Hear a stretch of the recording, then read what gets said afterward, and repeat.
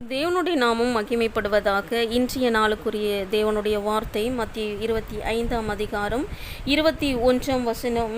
கொஞ்சத்திலே உண்மையாயிருந்தாய், அநேகத்தின் மேல் உன்னை அதிகாரியாக வைப்பேன். பிரயாணமாய் போகிற ஒரு மனுஷன் தன் ஊழியக்காரரை அழைத்து தன் ஆஸ்திகளை அவர் வசமாய் ஒப்பு கொடுத்தார். அவனுடைய திறமைக்கு தக்கதாக ஒருவனிடத்தில் 5 தாளந்தும், ஒருவனிடத்தில் 2 தாளந்தும், ஒருவனிடத்தில் 1 தாளந்துமாக கொடுத்து உடனே பிரயாணப்பட்டு போனான். 5 தாளந்தை வாங்கினவன் போய் அவைகளை கொண்டு வியாபாரம் பண்ணி வேறு 5 தாளந்தை சம்பாதித்தான். அப்படியே 2 தாளந்தை வாங்கினவனும் வேறு 2 தாளந்தை சம்பாதித்தான். 1 தாளந்தை வாங்கினவனோ போய் நிலத்தை தோண்டி தன் எஜமானுடைய பணத்தை புதைத்து வைத்தான். வெகு காலமான பின்பு அந்த ஊழியக்காரருடைய எஜமான் திரும்பி வந்து அவர்களிடத்தில் கணக்கு கேட்டான். அப்பொழுது 5 தாளந்தை வாங்கினவன் வேறு 5 தாளந்தை கொண்டு வந்து, ஆண்டவனே, 5 தாளந்தை என்னிடத்தில் ஒப்பு கொடுத்தீரே, அவைகளை கொண்டு இதோ வேறு 5 தாளந்தை சம்பாதித்தேன் என்றான்.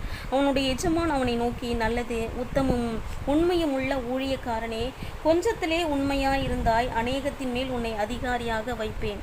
இவரை போல நாமும் ஞானம் இல்லாமல் கொடுத்த தாளந்தை பிரயோஜனம் இல்லாமல் இழந்திருக்க நேர்ந்திருந்தால் கவலைப்படாதீர்கள். உங்கள் மீது கரிசனை உள்ளவர், உங்களுக்காக பரிந்து பேசுவர். ஆண்டவராகிய இயேசு கிறிஸ்து நீங்கள் செய்கின்ற சிறிய வேலையாக இருந்தாலும் அதிலே பல எதிர்ப்புகள் வந்திருக்கலாம்.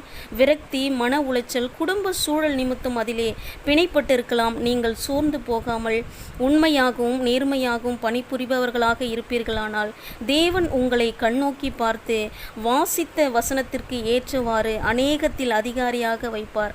தேவனுக்கே மகிமை உண்டாவதாக.